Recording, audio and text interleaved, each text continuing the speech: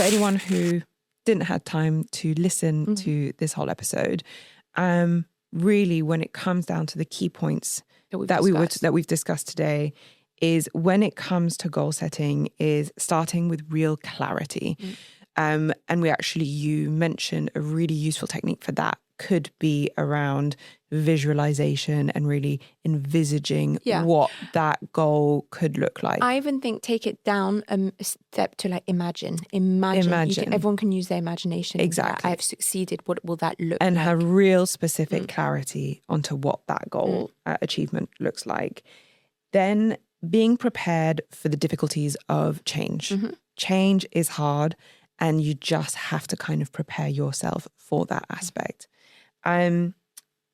The next one we talked about was around making sure that that goal is really centered into your values and that it's something that you would want to identify yourself with. Yeah. Making sure it's not something someone's told you or social media or whatever. So having it really rooted into your own values. Who do you believe yourself to be? Exactly. Who do you believe yourself to be? And is that something that you want to become, more importantly? The next is then breaking it down to its smallest component. So making the threshold to achieving it as small as possible so that you can really actually build those micro dopamine sort of boosts. And the more you achieve it, then also the more you prove to yourself that you can do it, right? It's a repetition thing. So doing it over and over and over again as much as possible. So breaking that down to its smallest component and then building on top of that.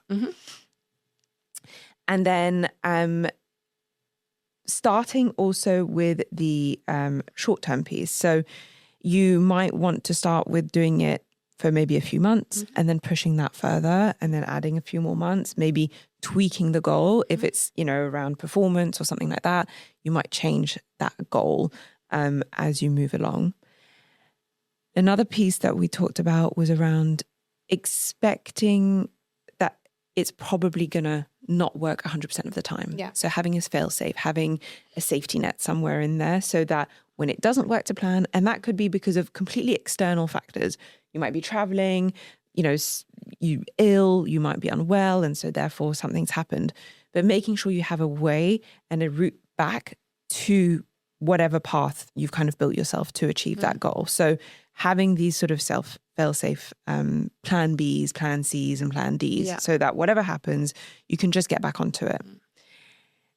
And finally, have some form of measuring it. So just, it'll make me feel better. Okay, well, how are you going to measure that feeling? Yeah.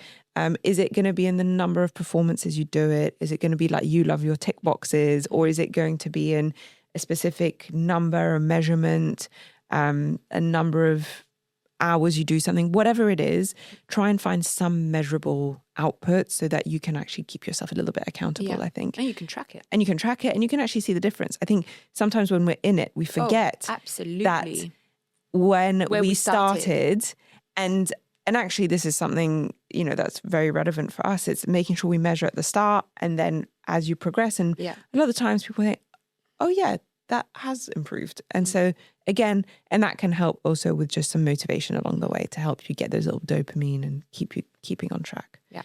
So those are the kind of key takeaways and our TLDRs for this week.